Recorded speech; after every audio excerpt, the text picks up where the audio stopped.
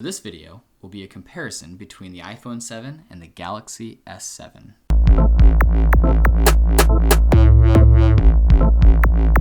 Now obviously this is an incredibly hot topic because we're comparing two flagship devices for two very different operating systems.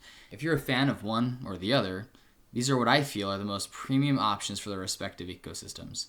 Keep in mind that I'll try to focus on the usability aspects of the phone themselves and not really focus on the actual operating systems. This is not meant to be a flame war or start a flame war between iPhone and Android. This is purely just the hardware and usability and experience. So first let's discuss the build quality. Both are incredibly premium.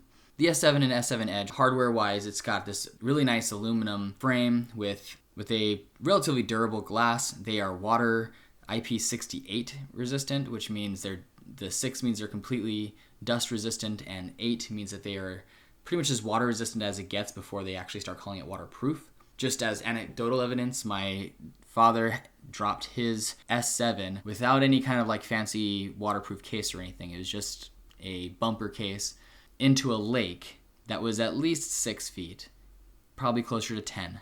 That phone was under the water at that depth for at least a half hour while they were diving down to get it.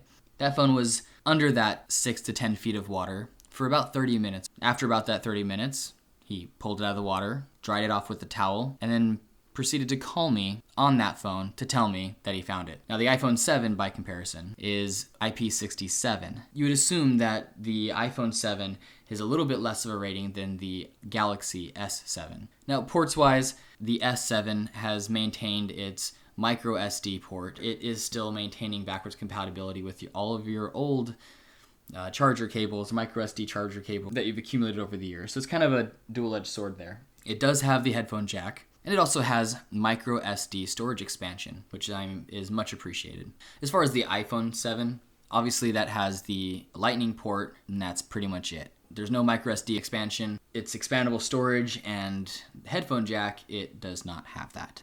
So whether that's a deal breaker for you, that's up for you to decide. I'm glad that Samsung went ahead and made the device thicker, which kind of got rid of the camera bump for the most part.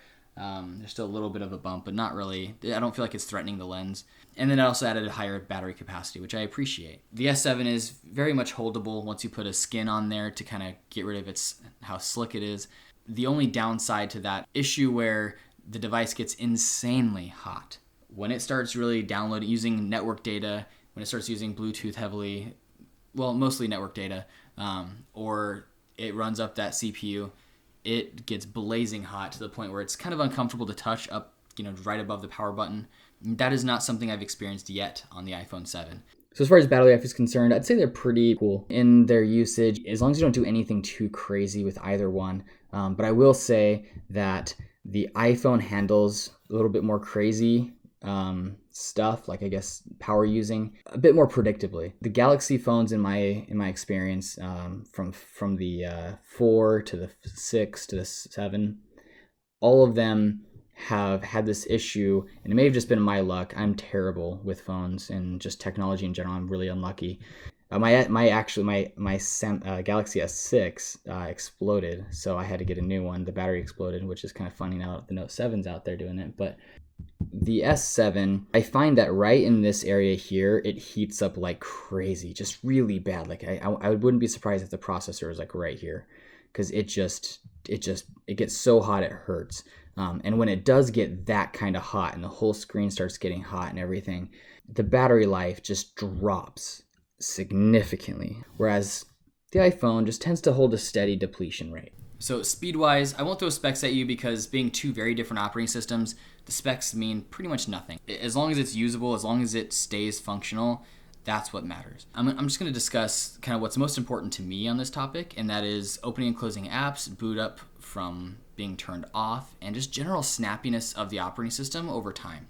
And so now I've had this iPhone for not quite a month yet, so I haven't really bogged it down too much, but I did do an entire format and I guess fresh install for Android on the Galaxy S7. And so the S7 is about as stock as it can get, and the iPhone, it has been used for a little while. And you can see that they're both very snappy. They're both very quick. In some cases, the iPhone wins in opening an app. In other cases, Android wins in loading it faster. I will say they both pull from their RAM. They both pull from their most recently opened apps pretty fast. But if you're launching an app for the first time since the device has been turned on, the iPhone loads the app significantly faster. You see that there isn't a strong delay there, but the actual loading for the content isn't too far in either of their favor. So the Android just seems like there's a delay and the animation goes, but it loads it faster. The iPhone, the opening animation, basically the responsiveness for when you tap the app and it opens is significantly faster, but the data at the end of the day still loads at the same speed. And so whether you attribute that to a win for either game, it's kind of irrelevant, because the user experience is when you tap the app, by the time you're ready to use it, they've both roughly done it at the same time. Apple does boot up faster from being off, but it also doesn't have to play through all the through the carrier splash screen and all the other kind of stuff. Apple also, one thing I really appreciate is that they do not have bloatware, and that is a manufacturer and I guess agreement with the service provider. Android has tons of bloatware. I've got a bunch of Verizon crap all over my phone, all over my S7. I open my iPhone and I've just got the Android or the Apple apps, just those default apps, and so that is something I do appreciate, and I know you can cure that by getting an unlocked phone without getting a specific carrier. I know you can get it from the Play Store and just have the Google apps, and that's the way to go, man. But that's not the situation I was in, so I had to get the Verizon phone, and I had to deal with all those bloatware apps. And I don't know if they really slow down your phone necessarily, but it felt like over time, the Galaxy S7 was definitely hurting.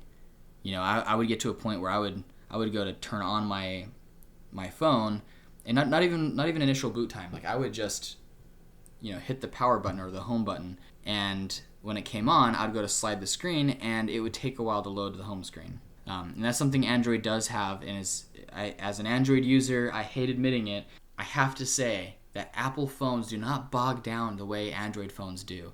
Android phones are like Windows, and I hate making that comparison, but it kind of feels that way. As you start using the device, as it gets older and ages, and you start getting maybe new updates and that kind of stuff, the software just does not stay optimized for that older hardware. You always have to keep upgrading to the newest, and that's why Android phones, the spec game is so important. Everybody cares about, which CPU and how much RAM and all that kind of stuff, because in the Android world, that matters so much more. So as far as the camera, I'll let you look at these pictures. I'm going to show a first couple without labeling them, so you don't have any bias. You could just look at them. And then I'll switch over and I'll add the tags. So as you can see here, the pictures are pretty comparative. They're both very capable cameras. They're both very, very, very good.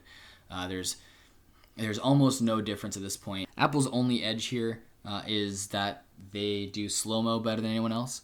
Otherwise, the camera, you really can't go wrong. If you're going to pick a camera, or you could pick a phone based on its camera, just go with whatever operating system you prefer. You really can't go wrong either way. So at the end of the day, the recommendation between the Galaxy S7 and the iPhone 7, so I'll start it with saying, if you do have a preference, the Galaxy S7 is an amazing phone. It's, in my opinion, the most premium, the best in industry for Android. That's my opinion. Having used it, I was super happy with it. I really enjoyed every minute of using it. The screen is beautiful. That display, the camera is amazing. I've even shot some of my videos on the channel with it. It is an amazing camera. I could keep going. The iPhone 7, I haven't had it for very long. It's my first time with an iPhone, so I can't quite rave quite as hard about it because I'm a little, I'm still getting used to it.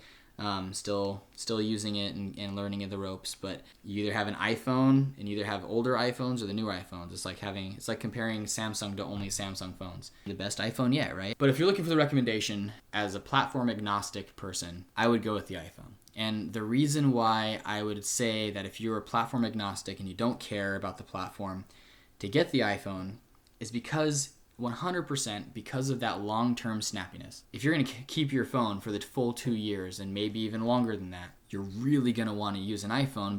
At least so far in my experience and what I've seen from my wife who's had iPhones before, they just keep their snappiness, their speed for longer periods of time. So So let me know what you think. Am I totally off base? Do you think that the Galaxy S7 is just the far superior phone no matter what?